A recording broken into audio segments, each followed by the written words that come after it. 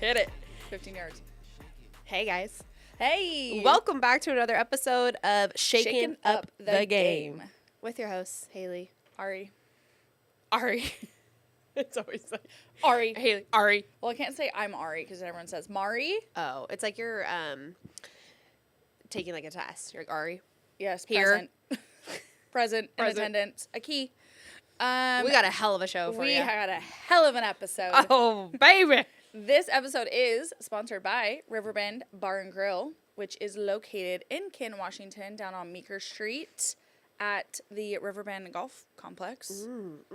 So, whether you're a golfer or not, swing on by. Yeah. The food is 10 out of 10.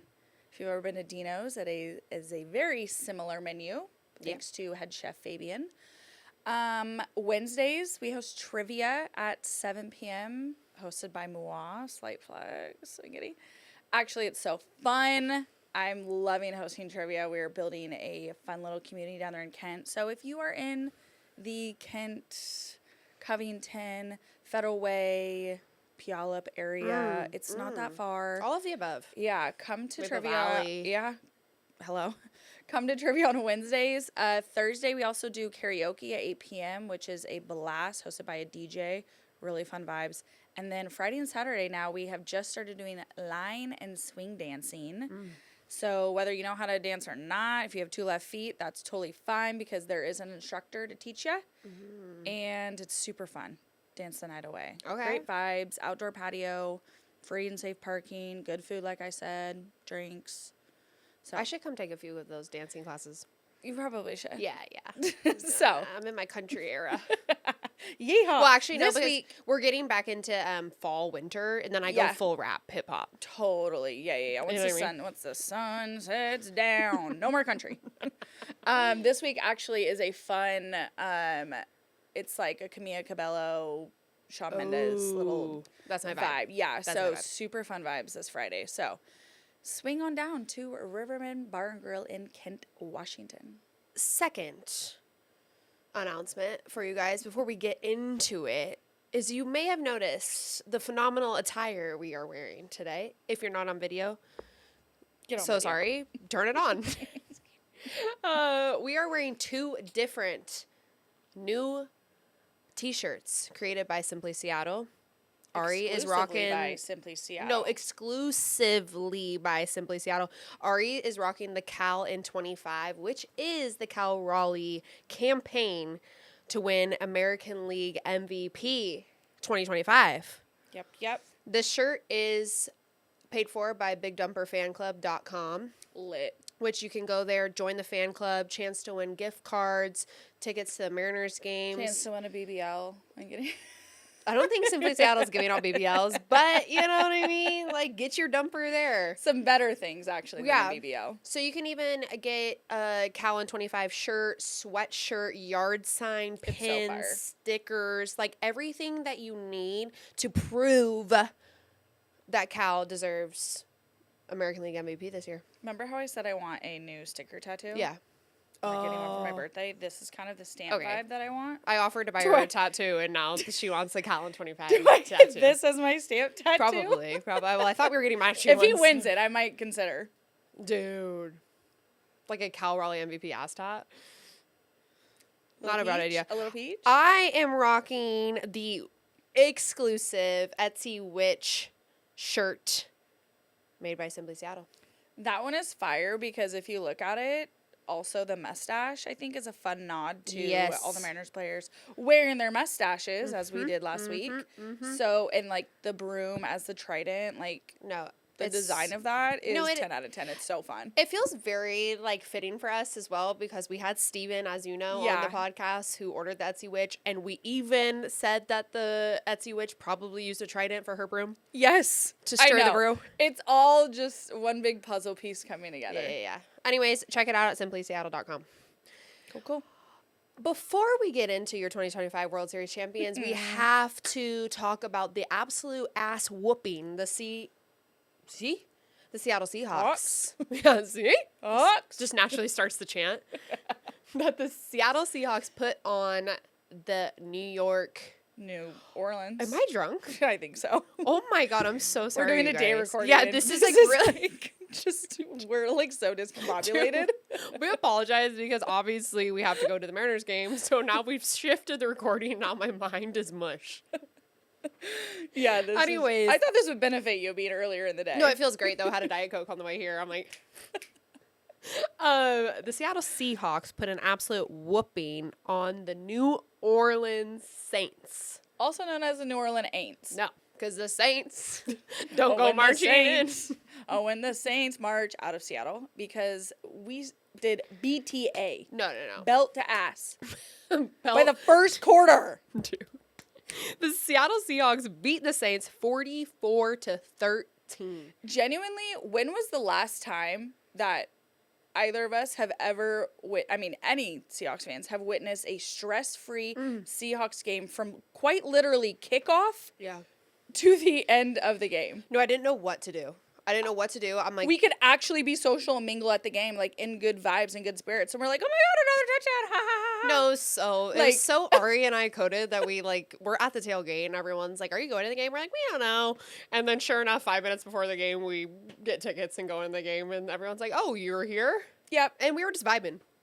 Absolutely vibing. Yeah, so the game started off hot Hot. because special teams for the Seattle Seahawks are putting on an absolute clinic. Yes, another clinic. Torrey Horton, Dude. who we've been talking Horton about. here's a who? Horton here's a who dat? Put some respect on his name. Who dat is so outdated. Who day? Who dat? No, I know. No, I'm sorry. They might have to retire that for a little bit. No, like who dat?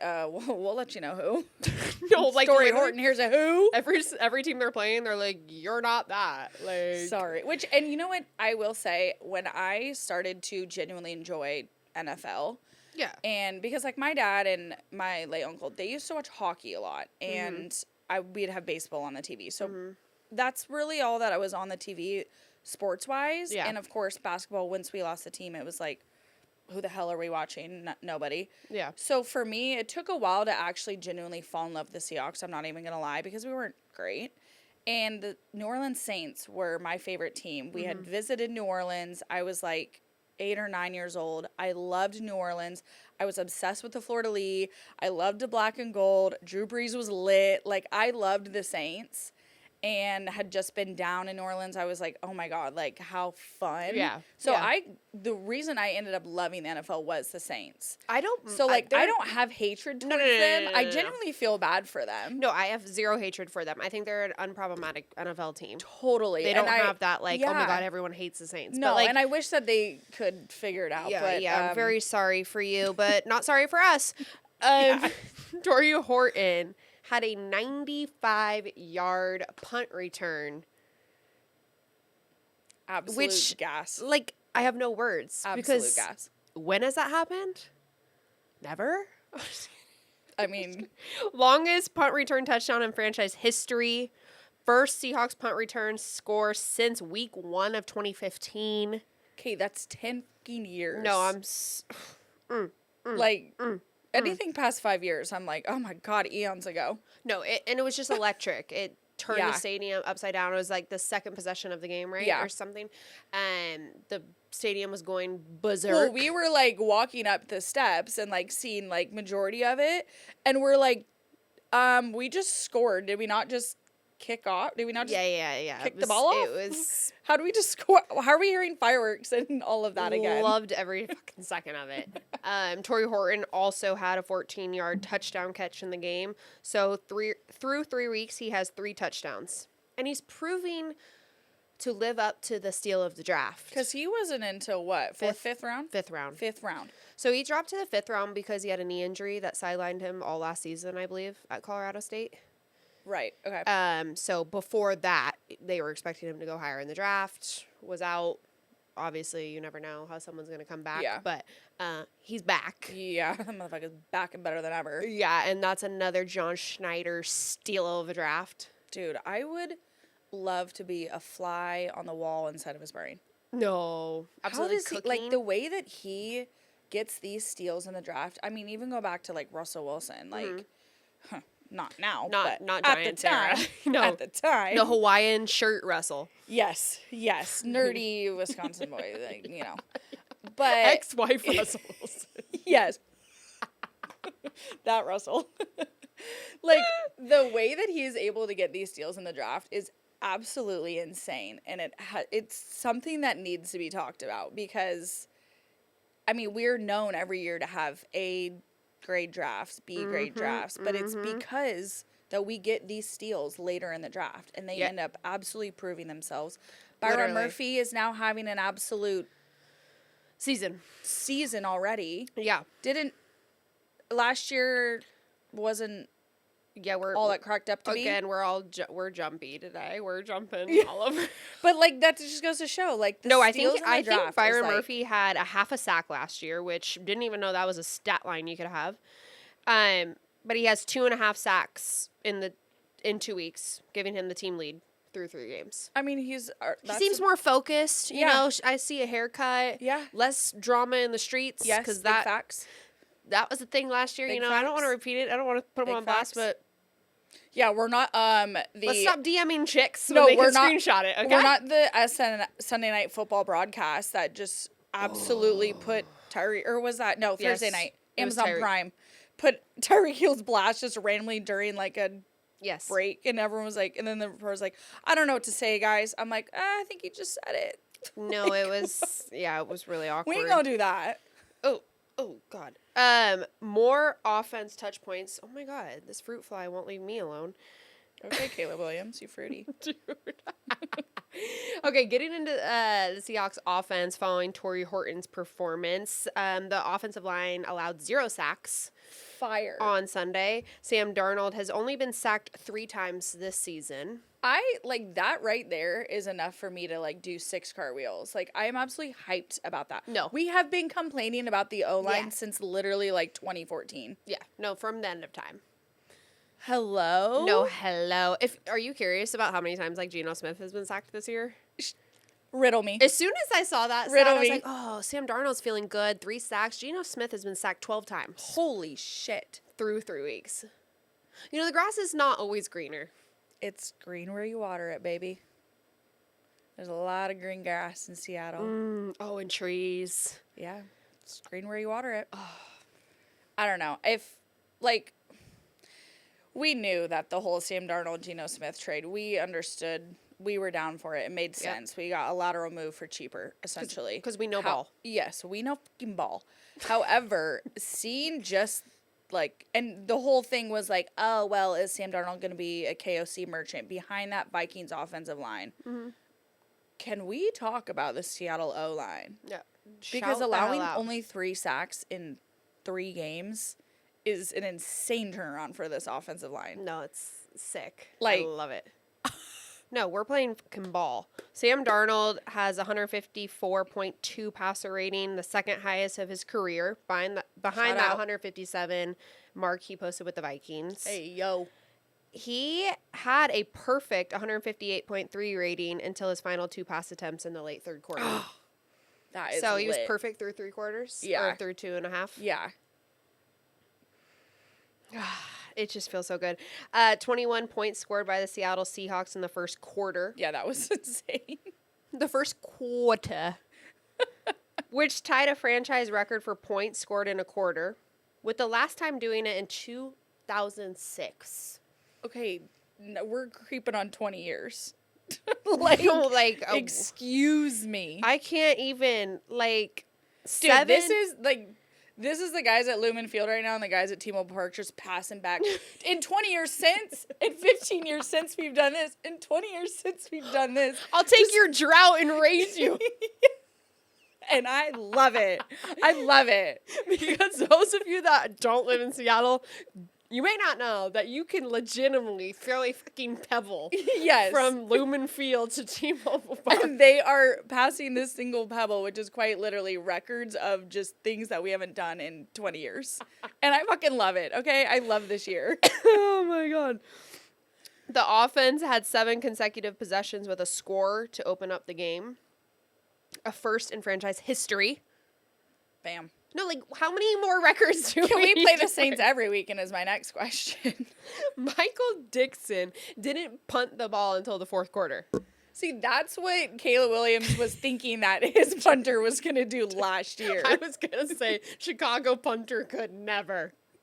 That was what Caleb Williams envisioned. Oh my god. Oh my god. Yeah, and to just round that out, the Seahawks went into halftime up 32 points. Which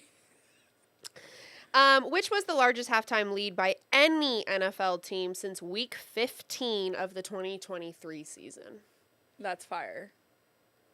Absolute fire. Which is where we were saying we didn't have stress. And I was like, I've never watched a Seahawks game and not had to pull my own hair out. Literally never. Except that Super Bowl we won, where Facts. it was halftime against the Broncos. Facts. And I remember going up to get my pigs in a blanket, and I thought, we just won the fucking Super Bowl. Oh, yeah. And I was watching at a frat house, and one poor lonely boy was a Broncos fan, and I started to feel bad for the guy. Like, this is too much of an ass whooping. Come on, let him get a field goal or something. I'm starting to feel bad. It was a weird, revelation. I'm like, did we just win at halftime? No, in what world do Seattle fans immediately at halftime be like, we got this in the bag? It's I don't even know. It's insane. A couple notes of Seattle's defense continues to absolutely put on a show. Another clinic. Another clinic. And we're putting on clinics, because as we told y'all not to fret that Mike McDonald's defensive-minded coach, give him a year. Yeah. Look what he's doing It's year paying two. off massive. I Yeah. mean, he came in with a rebuilding team, and last year our defense was getting better. It was, Yeah. there was, It's going to take a second. yeah, there were bright spots. It was like, okay, there's a ton of potential with this defense. Now this year, he has the locker room, I think, completely under his control. And the way that he has built this defense to actually prove itself to be what they can be. I mean, yes, put some respect on Mike McDonald, because holy hell, this is year 2. And he has literally growing a baby Legion of Boom. With secondary options. Yes. This is we have backups in there. Alvin Kamara, Saints running back, has always given the Seahawks a little bit of a tough time in the past. As most running backs do. Yeah, in the last 3 Seahawks Saints matchups, he averaged 178 yards from scrimmage. Within 3 games. Not great. On Sunday, Kamara had 56 yards on the ground and 1 completion. That's abysmal for a running back. Well, 56 yards total, 42 on the ground and 1 completion. So 42 running yards. Yeah, Which he used to have 178. So, No, I don't know. our Swiss cheese defense has all of a sudden turned to a brick of Cougar Gold cheese where you can't run through that shit. And I fucking love it. There ain't no more holes. No more Swiss cheese. I'm done with that. We're on to bigger and better cheese.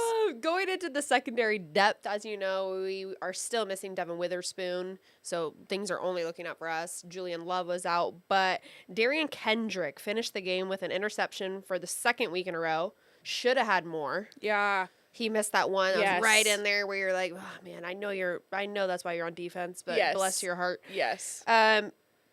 Is this the new DK? Is this the new and improved DK? New and improved. Because they call him DK.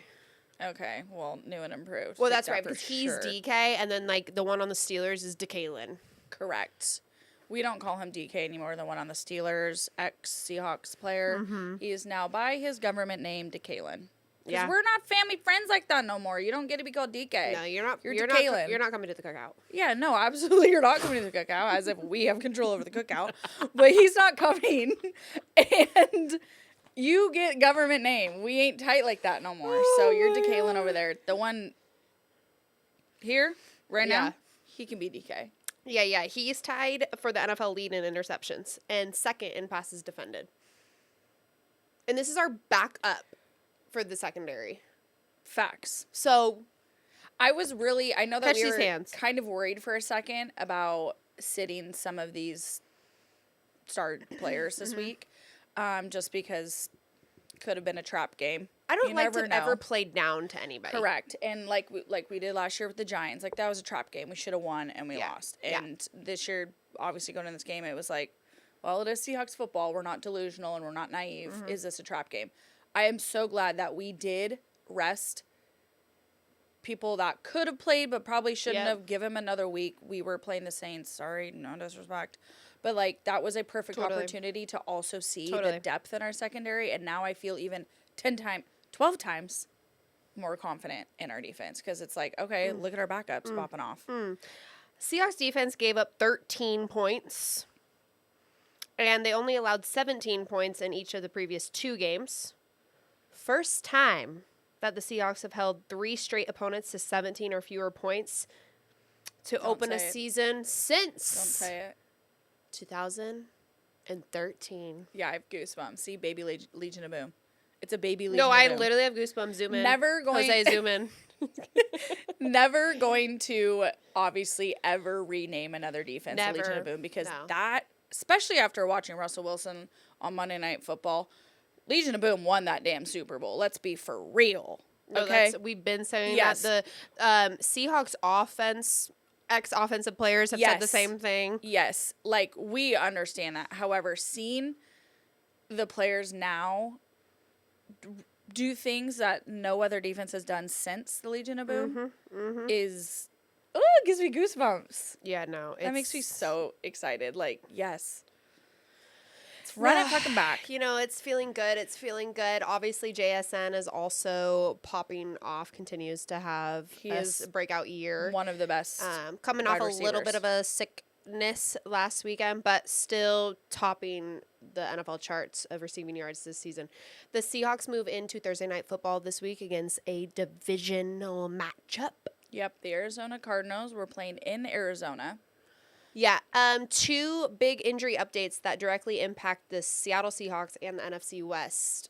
James Conner for the Arizona Cardinals, running back, will no longer be playing this season with a ankle injury that requires surgery. That, you know what? I'm never horrible for Haley's fantasy. Good outlook for the Seattle Seahawks. So is Trey Benson available? I don't know. I can't. I'm not worried about my fantasy right now. I'm worried about the goddamn Seattle Seahawks and the Seattle Mariners. Okay. Facts. Second injury update in the NFC West, that Nick Bosa for the San Francisco 49ers. Sorry, that was mean because it's about an injury, right? For the San Francisco 49ers, Torres ACL and is also sidelined for the season. Like we said, I will never cheer for injuries and wish upon anyone to get injured, no matter how much I hate that team. It is insane what is happening in San Francisco over the last couple of years. At some point, they got to start looking at their dude, are we talking strength about and conditioning I was gonna coaches, say that like, equipment managers. What are the cleats looking like? Something. The field. Do they do anything? But I'm really pissed off because last week, 49ers and Cardinals played. 49ers pulled out the win. But again, the Cardinals were playing backup Mac Jones for the 49ers. Correct. And now the 49ers will also be without Nick Bosa. It's just like annoying. Why did we have to put him first? Literally. We played a full team. We could be 3-0.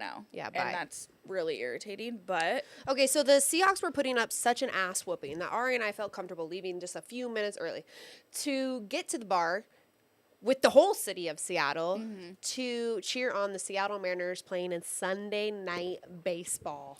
I don't know the last time, if ever, there was a time where we opted to forego a little bit more of the Seahawks game and to watch the Seattle Mariners. And not just us. No. Like it was a thing. Like everyone's like, yeah, or so we're trying to leave to catch the beginning of the Mariners game. I'm like, we sure are, because the game started at 4:10 and the Seahawks started at 1:10. Probably around 4:30 it should be done and over with. Yeah, it was a little bit. We weren't wasting time. No. We got to the bar a little bit before 4 to see the Mariners sweep the mother effing Astros. How good does that feel to say? Oh, I could actually. And you know what? I could cry on screen right now. I'm not even joking. I'm not even kidding. We hate the Astros so fucking much that, like, it feels so good. If the season ended right now and I would be like, I don't care. That was our World Series, no matter what. Like, to feel that going into this week. It's vibes. was The vibes are insane. And don't think we forgot Astros. That fucking graphic you did last year with the broom on top of the Seattle Mariners Believe sign, or 2 years ago, whenever the fuck you did that. And we came into your park oh yeah, and made you look like fools buffoons, absolute buffoons. on your own field 3 nights in a row. 3 nights in a row. So bad that it pissed your manager off so bad the second game that he had to get himself kicked out. And I was like, that's sad, my guy, because you're so mad that your team hasn't scored a fucking run in 2 days. Which, hell, I would be too. I mean, shit. Sorry. Accept the ass whooping. So Friday night, we, great time. We went to Queen Anne Beer Hall for a watch party put on by Simply Seattle. That was a great time. Yeah, be on the lookout more for those. Yeah, expecting some more. That was so fun. Just I mean, this like past couple months, just like being places with other Mariners fans watching the games has been like, it's like we all go to a big Seahawks watch party, but now it's for the Mariners, and I feel like it's like just so electric where I'm like, holy shit, this is insane. That was a solo home run night. We ended up winning 4-zip. Yep. Solo home runs. I remember there was a couple times where guys were on bases and we're like, nah, inning over, or clear the bases. It's just solo home run night. And hey, what? We'll take it. Brian Wu did leave the game, unfortunately, a little bit early. Unfortunately, couldn't log another 6-inning start. Yeah. But he is day to day. It was right pec inflammation, I think. Yeah. Soreness, tightness. He is day to day. He is scheduled to start Thursday. However, because we did have an off day Monday, they are kind of able to mess with the rotation, yeah, and give him some extra time off. So, not to worry with Wu. Could have been a What lot was he worse. looking at? Yeah. Saturday, Yeah. the game of the year, the catch of the year. The catch of the year. Victor Robles, my guy. The catch of the Mariners franchise. Keys to the city immediately. What a year this guy has had. He, beginning of the year, laid out his body in that Giants series. Yeah. Out for months, comes back, rehabs, up with the Tacoma Rainiers, throws a bat at a pitcher, suspended another round of games, comes back up. He has done absolutely nothing except continue to put his body on the line for the Mariners. That catch that sealed the win in that ninth inning of the Astros game Saturday. You watched that video, and how many times have we watched that? I mean, the number is 50 plus. At The limit does not least. exist. At least. Yeah. You watch that frame. Where the hell does he come from? Nowhere. Legitimately flying in like Batman, diving catch, grabs it. Idiot, stupid ass Myers on the Astros was on second, running to home plate because they have so much disrespect for the Mariners that they thought that ball would drop and that they would run it home. Well, that disrespect bit them in the ass. Yeah. Popped the ball over to second, got 2 outs at the end of the game. I mean, it was a chef's fucking kiss. The only downside of that play that I wish Victor Robles Yes. caught the ball Yes. and walked it himself to second base, because that in the scorebook, what would that have looked like? dude, that's an unassisted double play from the right fielder. Yes. Like, I would have loved to Because see again, that. Myers is like damn near in the dugout. Oh, yeah. He's trotting along home plate. You motherfuckers. You know what I mean? I mean, that to me, like, So that play though, and we took that offensively. took it offensively. That play just, again, brought the Mariners into the third game of the series. So that won the Mariners the series in Houston. Yep. Brings them to Sunday Night Baseball. And again, when you win a game like that the night before, the vibes are immaculate. If you're the Houston Astros, I've played this game. It's not a good spot to be in. It's No. really hard to, like, get the vibes. Like we've to said, lose like that is... and how we've said 100 times too, like, baseball is so mental. Yeah. And we've seen over the last, I mean, especially 15 games or so, but the last month, the Mariners run off vibes. We It's have vibes. the talent, but we Really. run off vibes. It is obvious that we do. It's like hitting is contagious. Fielding Yes. is contagious. Yes. Like, all that. I Poor forget, Astros didn't know what to do when they can't cheat.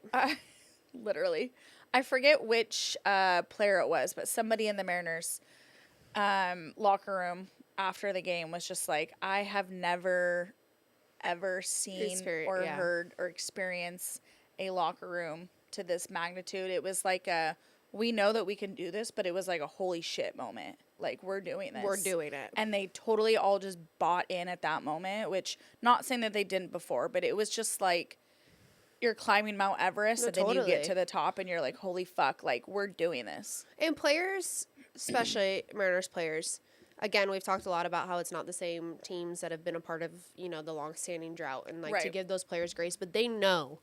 Oh, yeah. They know what the city's gone through. They know what the fans have gone The through. whole They league know what knows. it means for fans to literally fill the ballpark when we haven't had a run in how long. Like, they feel the weight of that. And honestly, now 100%. they're just using it to their advantage instead of playing with like their backs against the Yeah. wall, because Yeah. it really like can go both ways. As players, and for a team like this with this kind of drought, it can bring like nervous energy. Yeah. Where they're like, shit, like we're trying too hard, we're Yes. overcomplicating Yep, it. yep. You know what I mean? Like, we're feeling the pressure, we're trying to help the city, like da-da-da-da-da. I think too, like, with that, just that in itself right there, is that because we have wanted this for so long, that does put immense pressure on the players. Totally. And especially for players who first or second year with their Mariners. They Right. haven't been dealing with this for 20 years. We have. Exactly. And so we're like, come on, please be the team to do it. And that's why you hear them in these post-game press conferences. Every single one. Yeah, on the field, thanking the fans for being there. Like, they feel that energy. So now we finally have a lineup, a full team, a roster that's full of guys that are just like, we're going to make this fucking happen. And you can just feel it even with the fans and just even the sports media, I feel like, are finally being like, this is the team that the entire city of Seattle has been waiting for. This also shows what happens when you are buyers at the deadline and you go all in. I mean, I heard part. the MLB Network, whatever show that is. I rarely listen to it because, I mean, no one ever talks about the Mariners. So, but I heard them saying, like, okay, it's time to, like, which I don't know if I'm there yet, but to give Jerry DiPoto some flowers, because what he did at the deadline was a proof to be like, hey, we're winning the World Series. We're going all in. This is the Sure. time. Which, yeah, I'm buying it right now. And if we make it, then absolutely, like, Yeah. 100%. It's been a long time coming. And we've been asking at deadlines, you know, we just need 2 more bats. We just need a relief. It's the only thing we didn't get is another relief pitcher, but we got the bats. And look at Naylor. I mean, Naylor has been batting, what is it? Over 375 over the last 15 games, 330 over the last month. like pay that man. Yep. He has bought in completely with the Seattle Mariners. Gino is heating up now. He's 348 average over the last 7 games. And JP is over 300 the last 20 games. He had that insane grand slam Sunday night, first Him inning. being the grand slam and walking to first base, which Undefeated. is so disrespectful, but I love it. I because love it. again, it's in Houston, and you can see all the fans being like pissed off because, you know, they didn't get that on their walkie. Yep, they didn't hear about that one.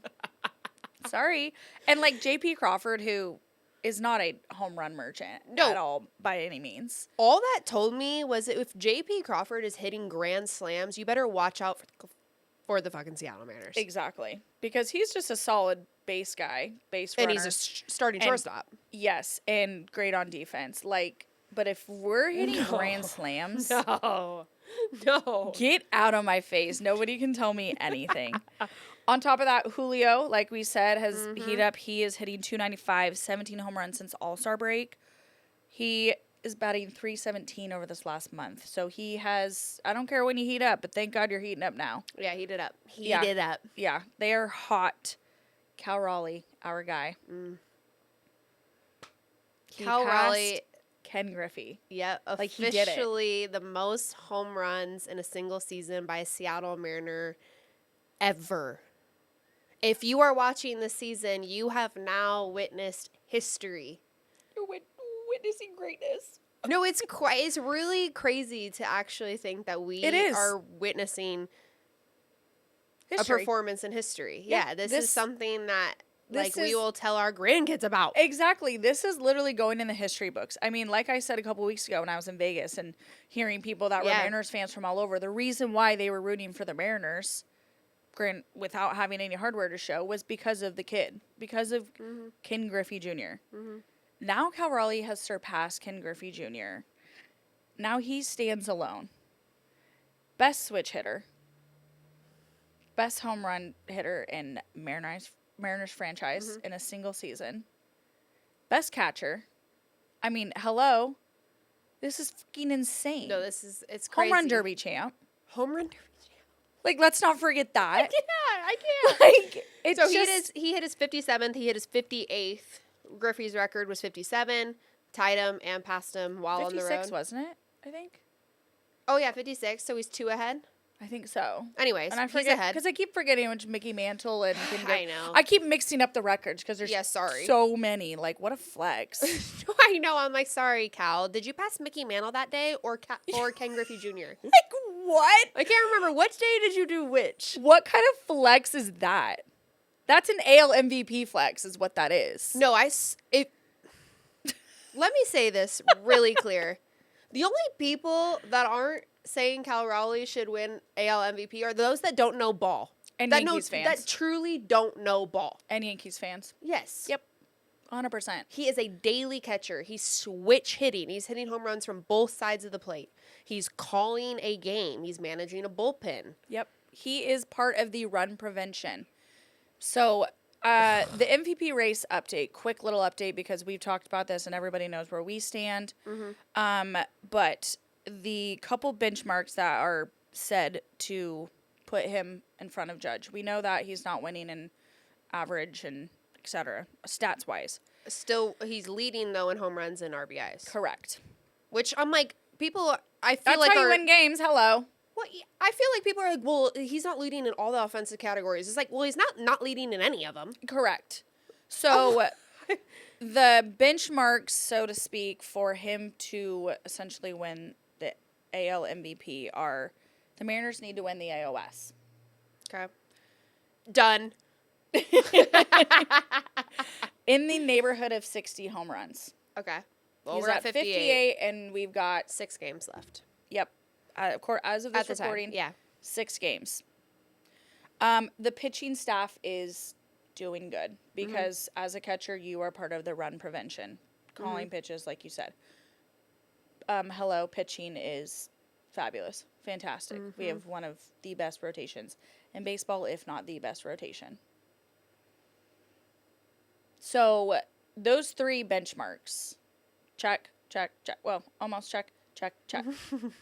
Like, come on. And if we want to get technical, the best hitter, Aaron Judge, without a doubt. Yeah. The MVP, most valuable player, Cal Raleigh. Especially, too, if the Mariners do clinch the AL West. Especially if we get a fucking first-round bye. And the Yankees are in the wild card, that right there. Most valuable player. Most valuable player, what, to get to the wild card? Yeah, no. Don't even miss me. No. I swear to God, if the MLB figures out a way to not give it to Cal, I will start a riot. And the reason why this is such a fucking asshat of a conversation is because he's not in pinstripes and the media has pinstripes down their throat. Always has been. We're just that poor little Seattle franchise sitting over here. And I'm sorry, but if this comes down to the wire again in the ALDS, I'm going to lose my absolute mind. Yeah, no, same. We have to finish this Mariners episode, or piece of the episode, by recapping their absolute September to remember. Yes, because beginning of September, we said, let's go. September ball, baby. September ball. Baseball. Can't have October baseball if you don't have September baseball. I mean, ain't that the truth? Facts. That's argue that one. No. Argue that one. You don't know ball. Come on. We were 15-21 in the month of August. Okay. Turn that around. We had an 81.3% chance, I think, to make wild card. Now, as of right now, it's a 100% chance to make the playoffs. Knock on wood, everybody. I've just been knocking on wood this entire episode. No, I'm my whole life. Every time I post something for the podcast, yeah, we have been so superstitious. With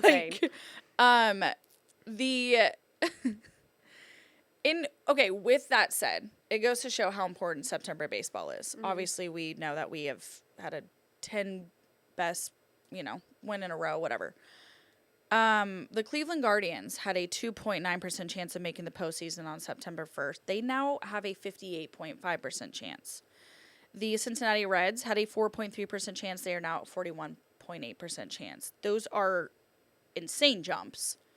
And the Tigers and Cleveland series. Tigers are helping us out. Who paid Detroit? Hey, Who paid Detroit? Tark Scoople, Seattle U Red Hawk, Yeah, baby. he's low key like, man, that's Seattle my hometown. Yeah, I got to put up for them. Yeah. So, they are looking at one of possibly the largest collapse in MLB history since, like, I don't know, the 60s, 70s, something Since crazy. I'm sure we did it. Ironically, I don't think it was us. But they had like a 15 games lead in their division, which they had the best AL record 12 days ago. So, goes to show how important September baseball is. The general sentiment about the Tigers is that they should have done more at the deadline. Well, Which, hello, the Mariners we bought at the deadline. Look where we are now. It's proving who would have thunk? why you are buyers at the deadline. The Diamondbacks as well, they were sellers, but now they're creeping up and potentially could make the wild card, which I think is a hilarious story. Right. But that's just because the Mets are just collapsing as well. Now, as far as the playoff scenarios, we've got a couple. Yeah. The magic number is 3. At the time of recording this episode. At the time of recording this episode, the magic number is 3. Tres de leche. To clinch the playoffs, just playoffs in general, we have to win against the Rockies 1 game. The Yankees have to win 1 game against the White Sox. Which could happen Tuesday night. Rockies are the worst team in the MLB. Okay, well, stop it, Ari. White Sox are the worst team in, what are they, the AL? Knock on wood right now. Okay. Y'all heard that one, too. To clinch the AL West. Yeah. We could do it as early as Wednesday, with any combination of Mariners wins and Astro losses adding up to 3. Sure. This has taken me like 10 times to read over and over to understand. Yeah. But I fear I have it by now. That's why when people are asking, like, right now, like, well, what's the scenario? I'm like, there's 6 games Which left one? and a hell of a lot can happen. Which one? Yeah, there's a million. But, like, say the Mariners win 1 game and the Houston Astros lose 2 games. That's magic number 3. AOS is ours. Could be 1 or 2, for each team. Whatever. Magic number is 3. To clinch the 2nd seed, a.k.a. first round bye, could do it as early as Thursday with a sweep against the Colorado Rockies and at least 1 Detroit loss against Cleveland. Done. Which Detroit and Cleveland Guardians are playing 3 games starting today, who said baseball is boring? No one. Well, I mean, plenty of people do, but they don't get it. Or is it just because this is actually massive for us, so I'm like, oh shit, this is popping off? Yeah. Well, all of the above. Yeah. With that, I do want to just quickly address the people with concerns about a first round bye, because we've seen this a lot in our comments on the Mariners, social media, other podcasts and YouTube videos. I'm seeing it everywhere. Yeah. The question is, and it's a fair question to have, fair concern to have. Right.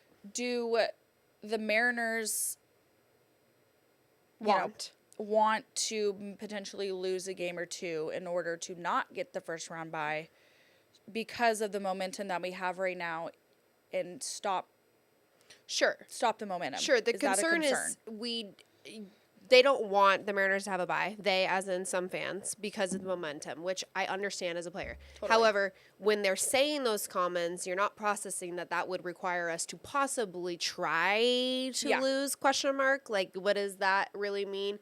Right. We don't have time for that. Here's my thing. We have waited, 24 years? We're not losing. We're not asking the team to lose games now. No. We've been losing for 24 years. No. And there's a strategic side of this. If you get a bye, you get rest time. You get to essentially decide how you want to structure the pitching rotation. Correct. Because everyone will be rested. You'll have the off days. You don't have to keep following what, the lineup that you have. Right. It's a full regroup. Yep. I'm sorry. I'm not concerned at the fact that if we get a bye, these players are so locked in. Like, catch me outside Yeah, facts. with a bye. Like, Yeah. no. They're not going to sit on the beach and eat bonbons and sip a fucking pina colada. Like, they're locked in. A bye week would help Woo Yep. rest. Yep. As we said, he's dealing with the inflammation. Cal Raleigh could deserve a fucking rest. Yeah. Sure, his knees are burning in the back that he's been carrying this damn team on. Like, let the guy get a rest. Because we Literally. need him every single game. I mean, just everything that you just said. Also, a first round bye gives us home field advantage. And while we talk about that in like football and basketball, how that's such a big thing, it is massive, especially for the Seattle Mariners. Yeah. We mentioned before that T-Mobile Park is a hard hitting park, Besides for us. besides for us, because we figured it out. Which So we want other people to come in Clocks. because there's this little thing called the marine layer that apparently affects other teams, but it doesn't affect and us. you know what's interesting is I heard somebody mention, I can't remember if it was on Seattle Sports Radio or what, but it was somebody from MLB Network, I believe, had a good point that mid-October weather in Seattle for baseball, we don't know what that's like. We haven't known that since 2001. Climate change, whole bunch of other things have changed in 20-some years. We don't know what that weather is like. So the marine layer could be a heavy impactor on other teams. We don't know. We don't know. We don't know. That's another thing. As far as our pitching record at home versus away, at home we are first 3.32 ERA.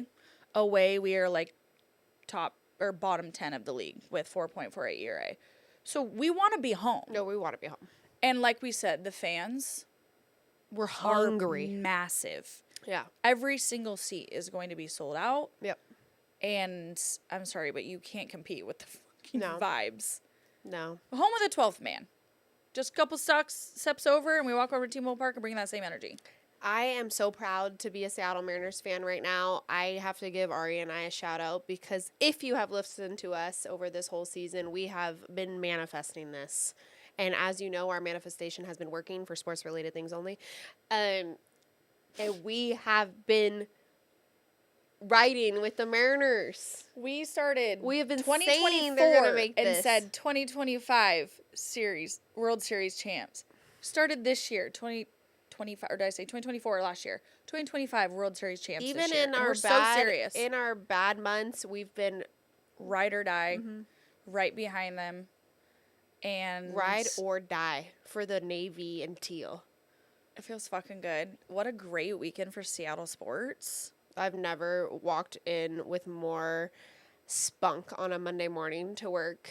Except when Facts. I did like fall asleep pretty drunk on Sunday and I thought that I had another rest day, but that's besides the point. I mean, it was a crazy sports Sunday. Sunday nights will get to you. I mean, if anyone in the city of Seattle on a Monday at work, come on, have some grace. Like, this is insane. Want to give a mindful shout out to everything else on in Seattle. We had the Apple Cup, Huskies beat the Cougars. We do want to get Boo. into more discussion about the other things going on. Obviously, it's just really heavy with Seahawks and Mariners right now, and we're riding the wave. But in future episodes, you will catch more Seattle Kraken sports starting. update. Kraken just had their first preseason game, so we're getting into hockey season, and I'm making Ari a hockey fan this season, so Yeah, I'm down. she'll be there. Good season to the Seattle Storm. Yeah, shout out to the Seattle Unfortunately, Storm. They did fall short, but Again, the way people are Great showing season. out for Seattle Storm games, we love it. It just shows why we deserve a basketball team. big facts. Big That and a facts. billion other reasons. Yep. Talk to any NBA player. This Thursday for the Seahawks versus Cardinals, we will be at Dino's Pub in Renton for a watch party. So join us at our local watering hole for all of our sporting events. Yeah. Great food, a million TVs, the sound's on for the games. It's always a vibe. Great staff. Yep. We will be there hosting a watch party. Right across from the VMAC where the Seahawks practice, if you don't know where it's Good voodoo. located. Voodoo. Yeah, I mean, like Voodoo. just picture them practicing, and that's where we're watching. Yeah, it just seeps on over there. The good vibes. And no one wants to rush home from work on a Thursday and cook and do like all No. the things. So you don't have to do it. Because you know what slaps at Dino's is the What? mozzarella sticks. Oh, I mean, what doesn't slap at Dino's? Facts. See you at Dino's Pub Thursday. At Thursday. Renton. Go Mariners. Go Go Hawks. Seahawks. Go everything Seattle sports and nothing else. Seattle on top, baby. Love y'all. Love y'all. XOXO. Shakers.